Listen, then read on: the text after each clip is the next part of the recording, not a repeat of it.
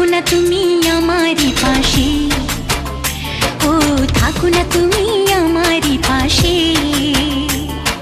তুমি যে সুখের ভাবনা, তোমাকে ছেড়ে যাব না, কখনো যদি মরণ আসে, ও কখনো যদি মরণ আসে।